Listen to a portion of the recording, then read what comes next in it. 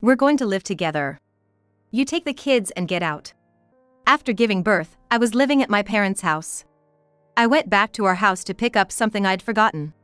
When I opened the door to the bedroom with the closet, I found Ethan and a young woman snuggled up together. Ethan, what are you doing? It's obvious, isn't it? So, you were cheating after all. It's not cheating. I'm living here with Bella now. Bella, the woman next to Ethan, also laughed and added. Seeing them like this, I no longer had any desire to repair our relationship. Ethan's a high earner, unlike you. We're going to live a luxurious life on his earnings. Got it, though he only makes $1,000 a month. I was starting to forget the anger I felt towards Ethan for cheating during my pregnancy. I was too busy with childcare to dwell on it. But I'm not the kind of person to stay silent after being treated like this. The irony is that Ethan doesn't realize he was able to live because of me, and Bella believes Ethan is a high earner. This situation is full of things to point out. If they're that foolish, it makes things easier for me. I decided to thoroughly corner them, who are blind to reality. I am Madeline, 29 years old. I graduated from a fashion school and work in design. Ethan, 5 years younger than me, was still a student when we met. His part-time job was at a bar near my company, and we got acquainted because we often went there for company drinks. To me, Ethan was just another staff member. But he pursued me aggressively, leading to our relationship. At first, I was puzzled, wondering, why me? I'm 5 years older. But I was swayed by Ethan's words, age doesn't matter. You're attractive, Madeline, and decided to date him. Our relationship felt fresh. Ethan loves to have fun in large groups, probably influenced by his bar job. Ethan often threw parties and took me to various places.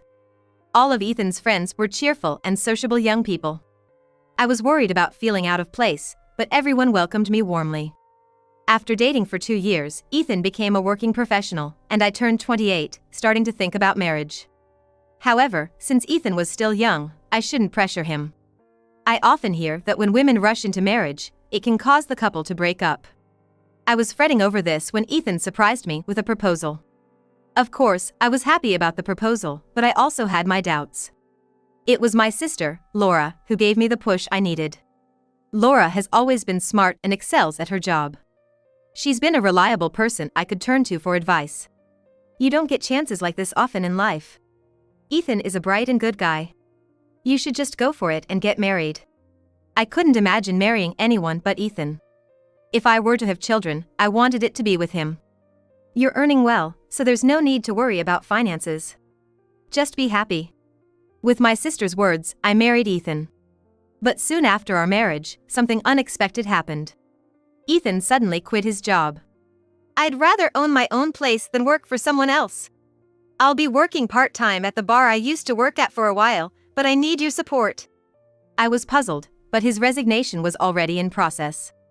I emphasized to Ethan that this was a temporary situation and decided to support our household for a while. Ethan was happy and seemed to be studying hard about opening his own place. I found his determination endearing and really wanted him to succeed. This marked the beginning of Ethan's part-time life, and almost a year had passed. I wouldn't know because I worked full-time, but Ethan apparently wasn't taking many shifts, focusing instead on studying for his business. He was saving all the money he earned for his startup fund and didn't contribute to our household expenses. However, my body began to show signs of change. When I went to the doctor, I was shocked to learn I was pregnant. I was in no condition to support us anymore. Ethan, I'm pregnant. The part-time life has to end. Can you start supporting our family now? I thought he would be happy about the pregnancy, but his reaction was completely different. Ethan threw the glass he was holding at me. It shattered with a loud noise, and the drink inside splashed everywhere. What the heck? You said you'd support me, was that a lie? It wasn't a lie, but things have changed now. Shouldn't we support each other in tough times as a couple? Don't mess with me. You just want to relax and not work because you're pregnant, don't you? Ethan labeled me as a lazy woman and wouldn't listen. He seemed completely ignorant about maternity or paternity leave. He looked off into the distance, imagining his future prospects. I'm going to have my own place someday. I can't be bothered with such trivial matters. After spitting out those words, Ethan left the house and went somewhere. He didn't return until after 5 a.m. He reeked of alcohol, and his clothes were dirty in places. It looked like he had gone out drinking and partying again. You came back drunk? Can't you take our child's situation more seriously? He didn't reply, and for the next 3 days, Ethan didn't speak to me at all. His behavior was like that of a sulking child, and I was exasperated. Ethan wouldn't eat at home and often left at night. I handled all the household chores, and one night after he went out, I noticed a woman's perfume scent on his clothes while doing laundry. It was always the same scent. I couldn't believe it but suspected infidelity. However, with my growing belly, I couldn't move freely.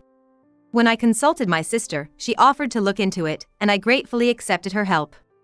Hello, Madeline, is now a good time to talk? Ethan's out, so it's fine. My sister seemed surprised. He's out at this hour. Well, given the results of the investigation, it's not surprising. What about Ethan? It seemed she had tracked Ethan's activities on a particular day. Fortunately, he had been in busy areas, making it easy to follow him. According to her, Ethan had gone out at night, drinking and partying. Then, he separated from his friends and met a young woman, eventually entering a hotel with her. The place where Ethan was fooling around was near the bar where he worked part-time, a familiar area to me. I was infuriated that he was doing whatever he pleased. It was the worst-case scenario I had feared. I was stunned and speechless for a while. However, the photos my sister sent were undeniable proof of Ethan's infidelity. The next morning, when Ethan returned home looking disheveled, I confronted him about it. He still had the same perfume scent on him. Ethan, you're cheating, aren't you? Cheating? I'm not cheating. Ethan's eyes were evasive, his body fidgety. Stop lying. I'm not accusing you without evidence. Don't mess with me. If you keep talking nonsense, I'll hit you. Ethan grabbed his bag and left the house in his tired state. He might be going to his lover's place. When I went into labor a few days later, Ethan still hadn't returned home. I had no choice but to get ready alone and took a taxi to the hospital with my hospital bag. From then on, I had no time to think about Ethan. The baby was born safely, and I found myself lying in the hospital bed. I was grateful that my parents, who lived nearby, took turns staying with me. After giving birth, I was too busy with nursing and other things. During this hectic time, Ethan called.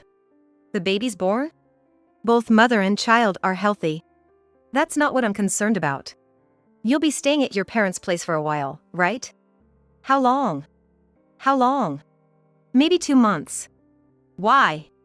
I was puzzled, but Ethan said, "It's none of your business," and hung up abruptly. I stayed at my parents' house after giving birth. Ethan never came to see us.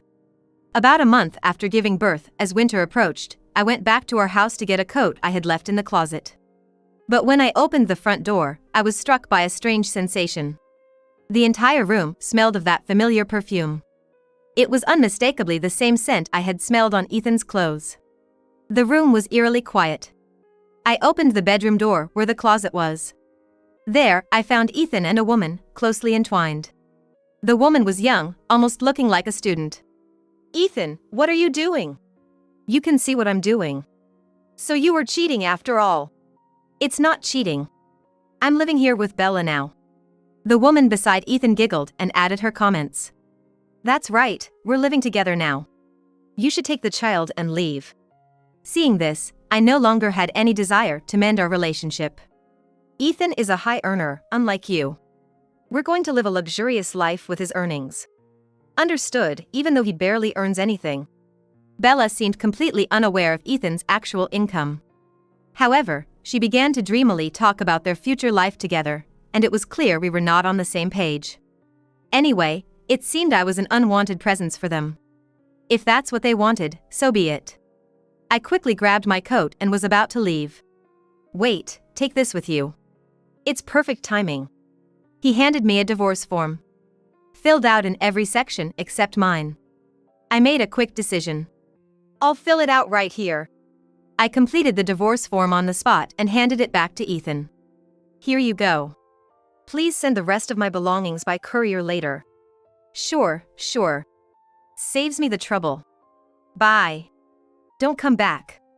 As I closed the bedroom door, I could hear their laughter from behind.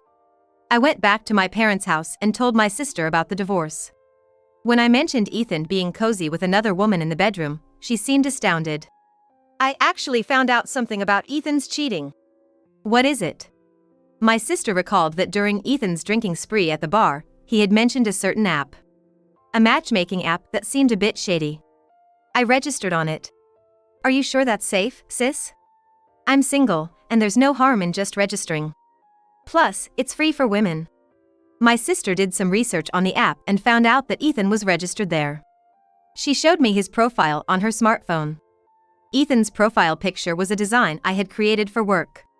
Curiously, he had listed his profession as a designer, seemingly using my career to appeal to women.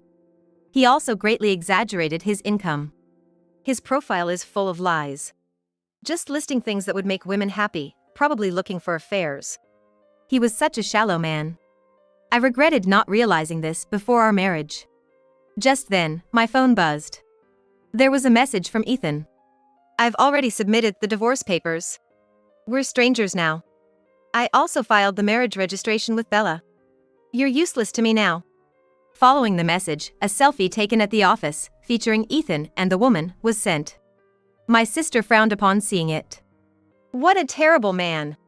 Madeline, you did the right thing by leaving him. Yeah, I think so. My heart ached thinking of my child, but following my sister's advice, I decided to quickly sort out my personal affairs. A month later, as I was preoccupied with childcare and had nearly forgotten about Ethan, a flood of calls came from him.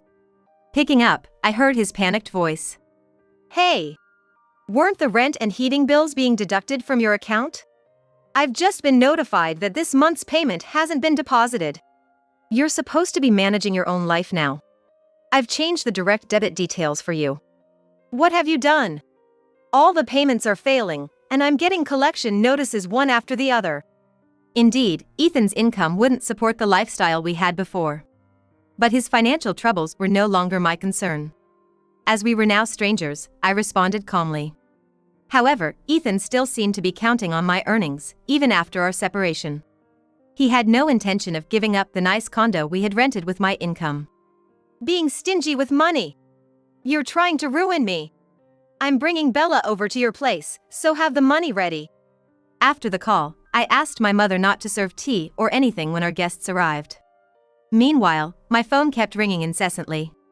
It must be Ethan, how persistent. Checking my phone, I saw messages pouring in from mutual friends of Ethan and me.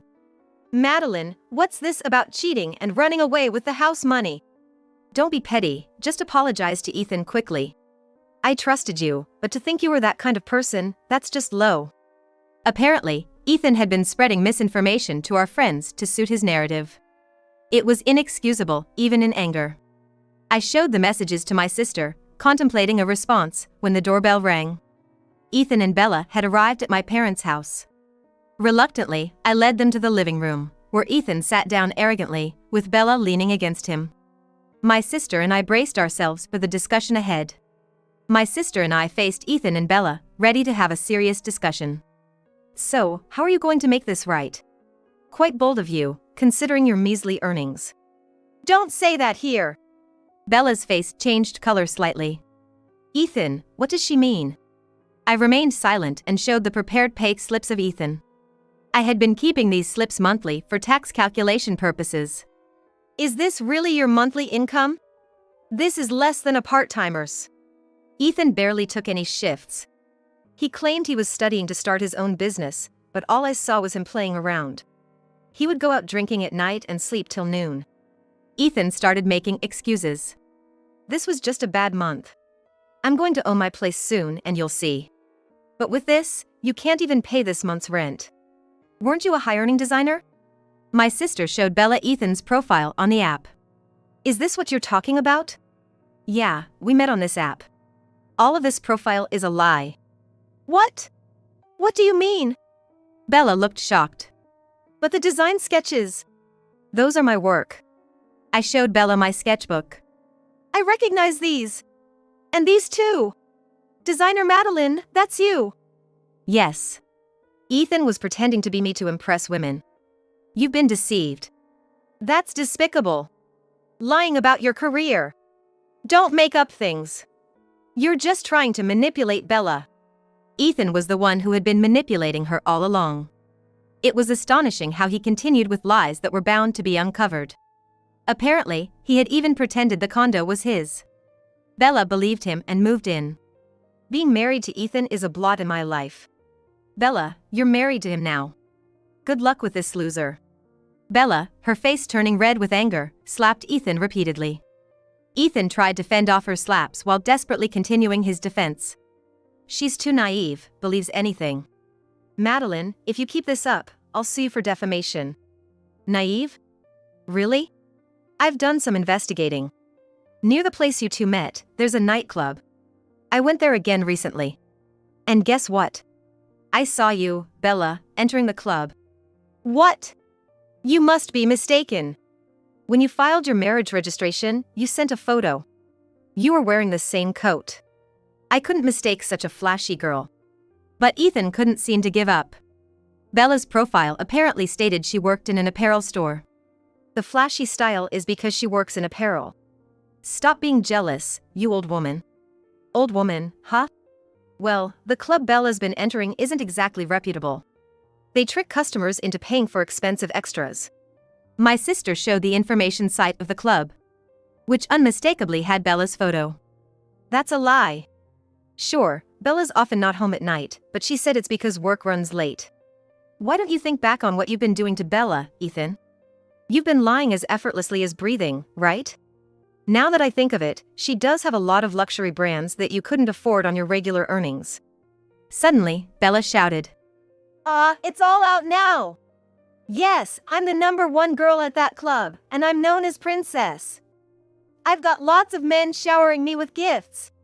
I couldn't help but feel a headache coming on. Ethan and Bella, both so deluded. Bella, was everything you told me a lie? Likewise. If I knew you weren't a designer, I wouldn't have dated you. Liar. A little embellishment on my resume is nothing compared to what you've done. What you've done is a betrayal to men. Ethan, even now, wanted to claim he was not at fault. Suddenly, Ethan started hitting Bella. Their ridiculous exchange was unbearable, and I finally spoke up.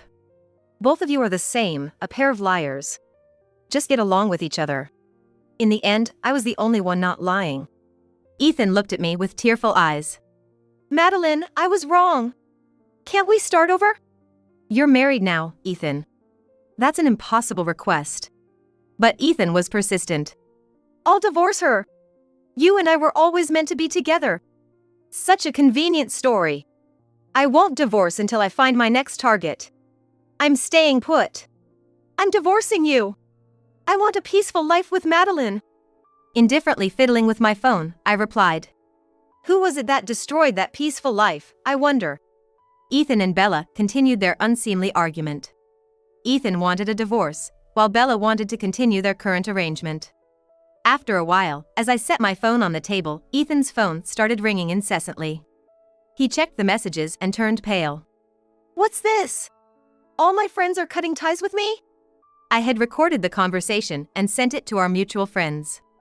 Hearing the recording, they learned of Ethan's actions and unanimously turned against him. You're involving friends and lying, that's cowardly. Should I sue you for defamation? Ethan bit his lip and fell silent. Madeline, you did the right thing divorcing such a man. What should we do now? My sister seemed almost amused. I'll certainly be claiming alimony and child support. Wait, I don't have that kind of money. That's fine. I've considered involving a lawyer. At the mention of a lawyer, Ethan looked like he wanted to run. With solid evidence of infidelity, he likely knew he had no chance of winning. I handed Ethan a note with the bank details for the transfer. All you want is money. What a vile woman. I want alimony too. Falling for such a man was a complete loss. How much more are you going to mess up my life? Ethan, grabbing his bag's handle, started swinging it around. A vase on the table fell over, leaving the living room in a mess. My sister quickly took out her phone and made a call. Hello, police? I'm being threatened by a man. I'll give you the address. Hearing police, Ethan and Bella turned pale. Quickly gathering their things and heading towards the door. I won't forgive you for this. Don't think this is over. What a case of sour grapes.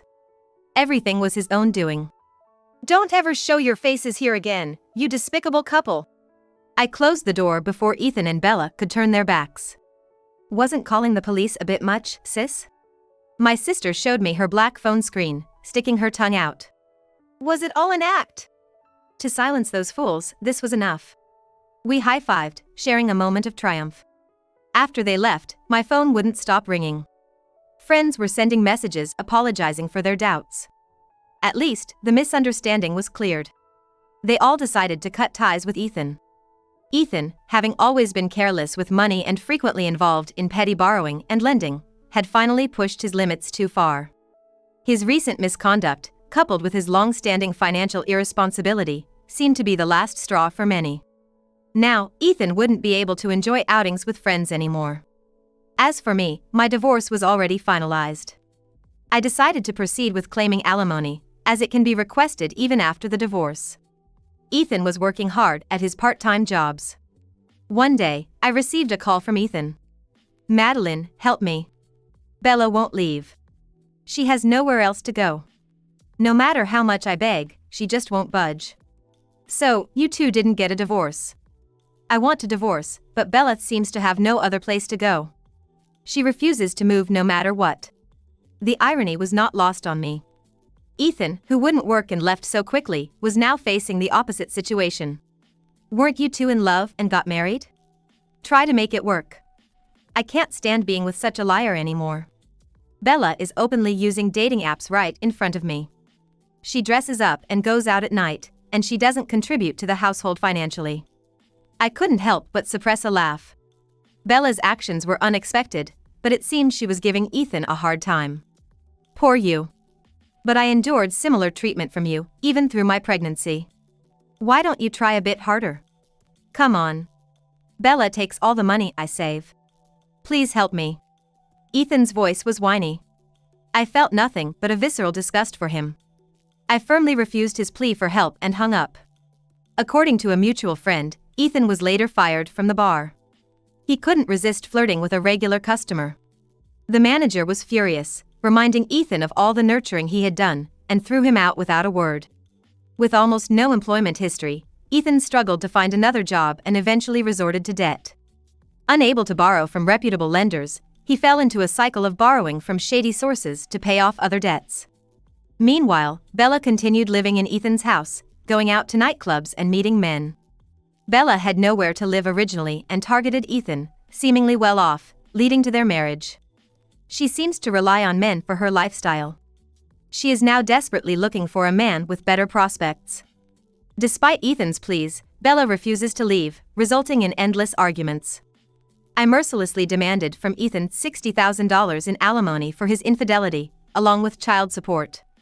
So far, he has been making the payments on time. My sister's bluff and threats seem to have worked effectively. Ethan occasionally calls asking for help, but I ignore him completely. His troubles seem minor compared to the pain I endured. With the support of my parents and sister, I'm comfortably raising my child. My single sister adores the baby, who is growing up healthy and happy. The child was growing up healthily and happily. I cherish the ordinary moments of parenting, singing with my child, playing in the bath. These are precious and enjoyable times. Starting next month, I plan to place the child in daycare during the day and return to work on a reduced hours basis. I love my work. And am excited to return. My company is very understanding and accommodating of my situation as a single mother. I look forward to cherishing the things I love while embarking on a new journey in life.